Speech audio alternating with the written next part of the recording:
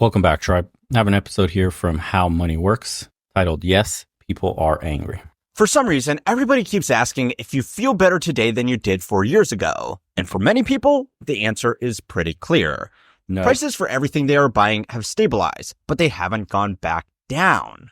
The average household is now making more than ever before. But the median household is still worse off in real terms than they were in 2019, which means a lot of people are just falling further behind. That is, they are falling further behind the small group of households pulling the average up, and they are falling further behind on their own personal finances. Household savings have been eliminated, while credit card debt has climbed to its highest level in history. Housing is less affordable than ever, especially for people who weren't lucky enough to lock in generationally low interest rates. And the job market has been filled with automated systems, endless interviews, and rules that never really existed. Unemployment may be down, but that data point completely ignores the millions of people who have simply given up. There are a lot of real problems. And he doesn't say that the way they count unemployment. Why do we have to constantly bring this up, especially on a money channel? The way they count unemployment is fake. There's so many stipulations to be considered unemployed by the government. Like, are you looking for a job? Do you have a job? Yes or no? If we use the old metrics from back in the day, unemployment would have shot up to probably, 30, 40%, something like that. We're probably in 30% unemployment, dude. There's a lot of people that don't have work. And then the jobs that are available are gig style work, like Uber Eats, delivering shit. That's not real jobs with like 401ks, investment plans, severance packages, health insurance, all the basic shit you would get from a real full-time job. Hurting a lot of real people. And the worst possible thing you can do is tell them how great everything is and how grateful they should be. We learned this morning that the economy's created 517,000 jobs just last month, more than 500,000 jobs in just the month of January. Inflation at 2%, unemployment 4%, and the fastest growing economy in the G7 so far. And we've done that while we've created on our watch 1 million jobs. All right, we gotta talk about it. 2024 has been the biggest election year in history, with almost half of the world's population going to the polls to decide on who will represent them. In the elections that were free and fair, the incumbents have overwhelmingly struggled to hold on to power no matter what side of the political aisle they were on, a trend which of course continued last week here in America. It's possible that no matter how perfect the campaign and how perfect the messaging was, the reincarnation of George Washington himself would have lost this election if he was the incumbent candidate. The reason for this huge shift, though, across all of these countries is that, yes, people are angry. According to poll after poll in country after country, the number one reason why people want change is because they feel like they have been financially falling behind over the last political term. Now, this might not be completely fair. Governments across the world have been quick to point out that employment is up, inflation is down, the stock market is at all-time highs, and we managed to avoid a recession while recovering. And none of that shit helps the normal person. Who cares about the stock market? That's not the real world. Those are magic numbers on a screen that rich people get to fiddle with and make even more money off of. The normal, everyday working American is not really plugged into the stock market. Record year for S&P. Dow Jones up another record high. Who gives a shit? The average American is still making their shitty pay, struggling, can't afford health insurance, can't take a day off work, living paycheck to paycheck, doesn't have $400 in the bank account to cover an emergency, and is falling behind more and more because they're dipping into credit cards just to survive month over month over month. We have more credit card defaults than we've had since like 08, 09. The housing supply glut is loosened up to the point where we have more houses available than or at the same level of 08, 09. Especially in certain markets, it's oversupplied because all the companies that came in, all those investment firms that bought up all the single family homes are now just trying to get rid of them really quickly for whatever reason. Who knows? But yeah, they're trying to get rid of all the properties they bought. So they're dumping them on the market, lowering the property prices for the average American that's maybe trying to sell their home today. So yay, another benefit there. Their inflation numbers are bullshit. Whatever they're calculating isn't what we're feeling in our pockets, because when we go to the grocery store, it's way less than their 2% that they're claiming. This shit's fake. Their numbers are fake. Their job reports are fake. They had to readjust downward 1 million jobs that they claim they created. The largest readjustment ever. How do you downward adjust 1 million jobs? Who's counting? Somebody should have got fired. That should have been a scandal. Nothing, man. Swept under the rug for the 24-hour news cycle where your eyes are glued to the screen over the next line of bullshit that they're feeding you so you could forget about the fact that Lint is collecting in your pockets and not dollars while they get richer and insider trade and God knows what else deals they're making, selling out their citizens in their own country to foreign interest. Wow. Cool story, bro. Don't we all love it that the people that are leading us bend over for corporations and then get on their knees and suck off special interest, but yet will piss on the average citizen? Beautiful. From COVID lockdowns. The problem is, these big picture figures haven't really mattered for a lot of people. Employment might be up, but layoffs are dominating the news cycle, and a lot of people who do lose their job are exiting the workforce entirely, making the figures look better than they really should be. The stock market might be at all-time highs, but stock ownership has become more concentrated than ever before. So this is only really good for the wealthiest households in the world. When there are no perfect candidates, or even decent candidates, it's a lot easier to vote for the team that can at least acknowledge there is a problem. Now, incumbent politicians hyping up their figures while downplaying the details is absolutely nothing new. But there are a few important reasons why it just isn't working anymore. And no, it's not because the average voter has studied up on financial literacy. The first reason is that tragically, there actually have been some major wins for workers and consumers. The only problem is that politicians aren't allowed to talk about it. In just the last 4 years, the Federal Trade Commission has swung its regulatory dick around more than it has in the last 4 decades. The banning of non-compete agreements that stop workers looking for a better job, outlawing third-party apps that let landlords and businesses collude on prices through technology-driven middlemen, mandating a one-click cancellation on subscription services, and a much tighter grip on corporate consolidation and market power have been huge wins for the average American. Being able to job hop for better pay and benefits can go a long way to improving household incomes and making businesses actually compete for your dollar rather than just resorting to scummy sales tactics or monopolistic behavior is a great way to make prices, more competitive. The massive turnaround in administrative effectiveness has been largely thanks to the appointment of Lina Khan, someone who we have mentioned a lot on this channel, because she seems to be the first FTC chair in the last 40 years who isn't just interested in lining up a partner position at a corporate law firm after their appointment is up. These little changes have had more of an impact on everyday people than they realize. Unlike adjusting interest rates, injecting trillions of dollars into the economy, or any other blunt macroeconomic instruments that overwhelmingly just benefit wealthy asset owners. And from what I've been reading, stagflation is on the way in 2025. Literally, the worst case scenario from the Fed. Stagflation. They are cutting, or they've already cut, another 25-point basis. And interest rates ticked higher again. We're headed, boys, for stagflation. Get ready for your jobs to pay piddly squat and inflation tick up more and more and more, and there will be no jobs to even apply to, and you will go broke. Your dollar will be worthless. 2025 is going to be pain.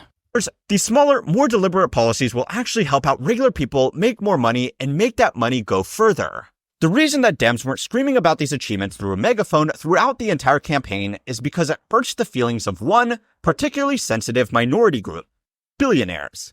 Wealthy asset owners on both sides of the aisle overwhelmingly hated the FTC actually doing their job. Political donors and media outlets on either side wanted her gone at any cost. Unfortunately, the work of the FTC is boring, and people won't know about it if they aren't told about it. And people weren't going to be told about it because both sides were hoping to quietly make it go away after the election. Trump is clearly going to fire her on day one as he appoints new staff. And dealmakers have made no secret of the fact that they are going to push through a lot of mergers and acquisitions over the next year that just wouldn't have been possible with a more active FTC. Unsurprisingly, corporate consolidation like this might be great for investors, but it's terrible for consumers and workers. Stopping this was a clear win that nobody wanted to take credit for. And that's just the first reason. So it's time to learn how money works to find out why telling people how great things are has been such a terrible message. This week's video is sponsored by Delete Me. Look, let me read you guys this. U.S. housing affordability has never been worse. The annual income needed to buy the median value home in the U.S. risen to a record $109,564. This value is doubled in just 4 years, guys. Currently, the median U.S. household income is $83,000 or $26,000 less than required. To put this in perspective, at the 2006 housing bubble peak, this difference was $10,000 or 2.6 times less. The gap between income needed to buy a home and annual income has never been larger than it is today. Never in the history of the United States. You need to be making $109,564 a year in annual income. Insane. And here's another one for you guys. The Fed's worst nightmare has begun. We now have multiple rising inflation metrics with signs of weakening labor market. For the first time since September 2022, both CPI and PPI inflation are officially back on the rise. And it's saying, it's a whole thread, did the era of stagflation just begin? For the first time since April 2023, core PPI and CPI inflation are back above 3%. Even as the Fed thought inflation was heading to their 2% target, clearly it's not. Inflation has clearly leveled off above the Fed's 2-point target, yet they keep cutting interest rates. And it says this explains why we've seen a straight line higher price action in the 10-year note yield, even as the Fed cut rates by 75 basis points with an unexpected 50 basis point cut in September. Rates are rising, guys. That is doom and gloom news. Many believe mortgage rates are heading to 8% next. Can you imagine that? And higher. It says, meanwhile, U.S. temporary help services are down 145,800 over the last 12 months to their lowest since October 2020. This is considered a leading indicator for the unemployment rate. Temp help services jobs have shrunk for 23 months, the longest stretch since 2008. I can keep going. And basically, for those wondering what stagflation means, it's an economy with rising unemployment and rising prices. It's a nightmare situation for the Fed because it puts them in a lose-lose situation. If you raise rates, we head into a recession. If you cut rates, inflation rises even further. And then since the Fed rate cuts have begun, the average rate on a 30-year mortgage has gone up nearly 100 basis points. We now have 7% plus mortgages and rising rates across the board. Consumers are losing confidence as rates rise despite a promise of lower interest rates and relief from the Fed. And they're saying this is the beginning of looking like stagflation seen in the 1970s. Just as the Fed thought they had inflation under control, inflation and unemployment rebounded. If we see another wave of inflation in 2025, we could be in a similar situation, but likely not as bad as the 1980s. All eyes are on the latest job reports and job market data coming out in November, obviously in December as well. And we're headed into the new year with the inauguration, and who knows what kind of job data and market reactions will be to that specific reporting, because clearly the current administration is not doing a good job. And will Trump's report the truth? And will they pin it on the other party? I don't know. It'd be interesting if we got some real numbers. Anyways, food for thought, man. Give you guys a little in on what's kind of happening. If you're not financially, well versed, just prepare that it's not going to get easier anytime soon. Team Red or Team Blue, this has been a process that's unwinding for decades now. It doesn't matter who's at the helm. It won't be fixed in the next 4 years. Bat down the hatches. Now, the last thing the world needs is another Z-list influencer on the internet telling people how they should feel about an election, especially since it's been 2 weeks late now. But I still think it's important to acknowledge my own biases on these issues. I grew up in Ohio in a town made up of working class families, went to Ohio State, and then moved to California to work in high finance before making this channel, which mostly produces videos about what big institutions are doing to screw their consumers, their employees, and occasionally even their investors. I am uniquely lucky to have experienced the concerns of working class families and the wealthiest people in the country while putting together deals for their companies. Minus a little bit of ideological flexibility and some eyeliner, my background is almost identical to the vice president-elect. And even though it's absolutely none of your business, by watching my videos, it should be clear who I voted for. But yet, it isn't. There is one common theme throughout every video I make, and whether you realize it or not, it's probably why you keep on watching my goofy animations every week. It's simply the acknowledgement that there is actually Voted for. What is the he lived in California too long? A problem to begin with. Here in the People's Republic of California, cities are spending billions of dollars to address homelessness, and it's only getting worse. The programs have been widely criticized for being ineffective with no clear delegation of responsibility. They have also become huge employment providers, which means even if they provide no benefit, it's very politically difficult to roll these programs. Yeah, it's like a zombie company. It's just designed to suck money up, move it somewhere else. That's called corruption. And you're employing all these people to act like you're doing something, creating jobs. It's like a zombie company that has no use. It will never fix the problem it's designed to fix because the company will cease to exist. Oh my God, then we got to fire everybody. No. Let's not. It's against the company's own interest. This is what's messed up about these. You're giving money to companies whose interest is keeping their business alive, which is homeless people remaining permanently on the streets so we could have shit to do. So stupid. It's back. Now, the solution isn't to outlaw homelessness, but it's also not rebranding the issue and asserting that it's not a problem to begin with. Because even the highly progressive people in these cities can only deal with so much San Francisco snow before they insist that the problem is at the very least acknowledged. Of course, this is just one issue, and there are Fucking millions dumb. of people across the country and across the world that are dealing with worse problems than the largely wealthy residents in these major cities, which makes it That's even Dubai. more frustrating when genuine hardships are ignored. There is now the infamous example of $20,000 forgivable loans to be given to black entrepreneurs and pathways to support federal marijuana legalization. This was a very small program that didn't deserve as much attention as it got, except for the fact that it made people feel like their struggles weren't acknowledged.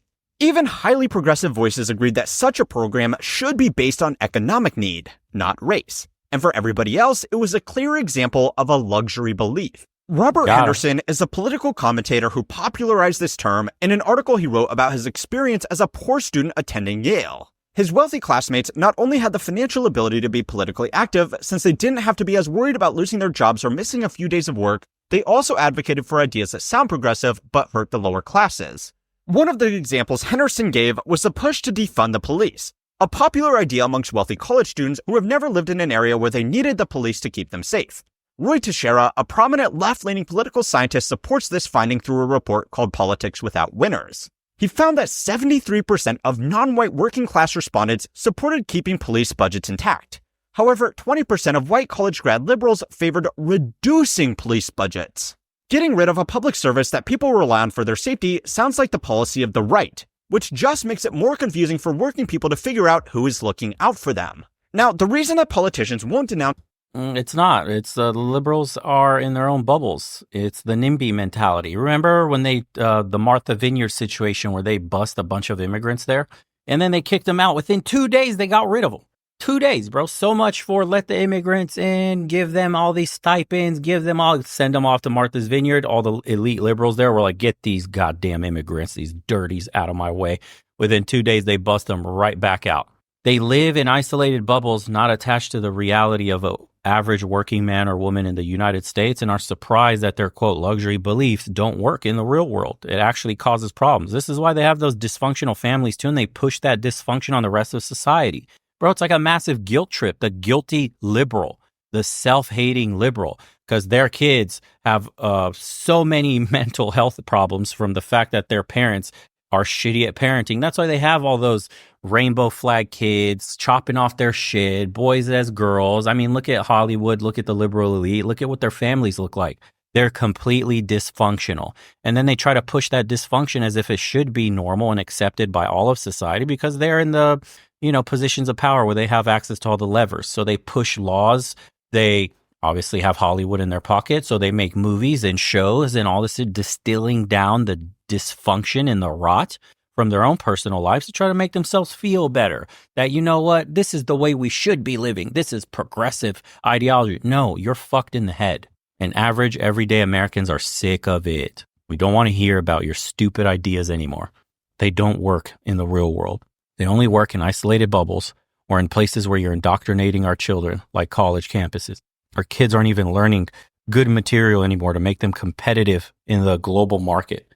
Pathetic. These unpopular ideas or highlight achievements that would be genuinely popular is simply money and the power of loud voices. The big money donors still have an outsized influence on policy, and they do not want policy that will benefit consumers or workers at the expense of business owners, which means that the side that was typically pro-worker can't focus on these issues. Now, I know it's not exactly a radical take to say that big money in politics is problematic, but there is some good news in all of this. According to OpenSecrets.org, this year's election was the most expensive in history, with over $15.9 billion spent by both sides on the presidential, House, Senate, and governorship races. Adjusting for inflation, that's actually less than what was spent in 2020, although maybe that's just because inflation has been a bit too high. Even here on YouTube, you might have noticed creators putting out more videos than usual, and that's because spending on the election was so intense that AdSense doubled over the last 2 months. and every available slot was bought up in Interesting. hopes it would reach some random person in Pennsylvania. This channel normally makes about $4 for every 1,000 views it receives, but last month it was more like $7 since not all of you are watching from America. Just to keep up with this, politicians have had to keep their donors happy just as much as they have to keep their voters happy. But the good news, or maybe the bad news, is that it looks like we have hit peak advertising spend, and every additional dollar is falling well into the realm of diminishing returns. According to data from Open Secrets, the candidates that spent the most overwhelmingly. All right. Anyways, let me see. I'm curious. Politicians, we created 1 million new jobs. People, I know. I have 3 of them and still can't pay rent. There is no need to be angry. AI generated buff guy voice in my YouTube shorts told me if I wake up at 5 every morning and do push-ups, I'll also become a billionaire. It's so frustration becoming an adult during the find out era.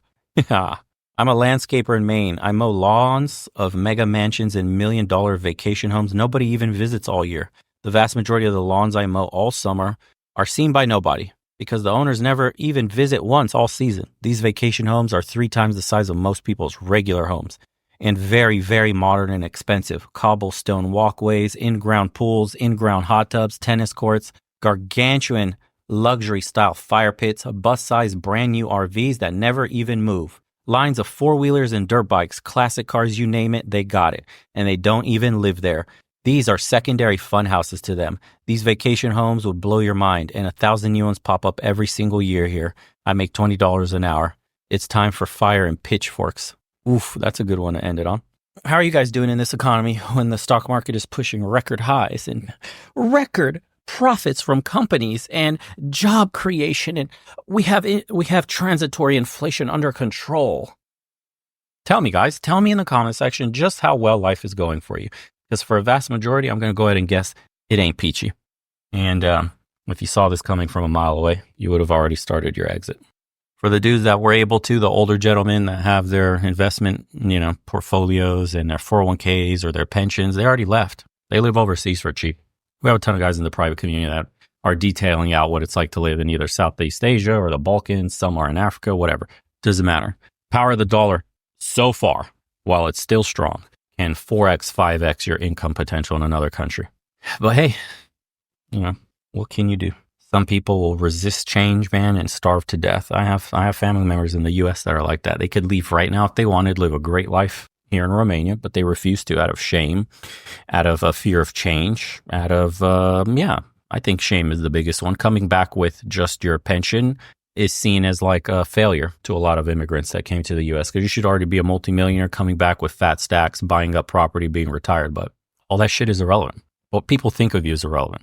Securing your financial future is all that matters. Anyways, I'll see you guys on the next one. Take care, everybody. Sign up to the second channel if you haven't. All these videos that pop up here, might find them very interesting. We'll see you on the next one.